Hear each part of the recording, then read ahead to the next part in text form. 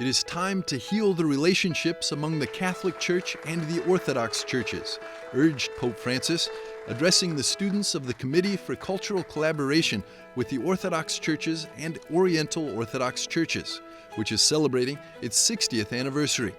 He underscored the significance of its academic programs, essential for building dialogue and friendship among Catholic and Orthodox students.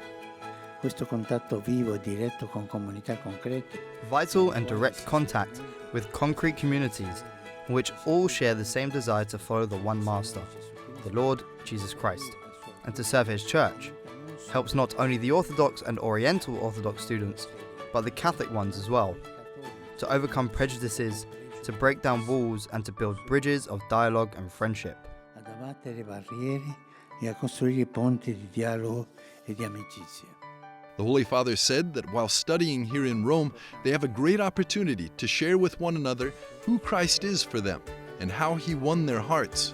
And this collective sharing of experiences is envisioned as a powerful foundation for transcending stereotypes, overcoming divisions, and addressing the sins of the past.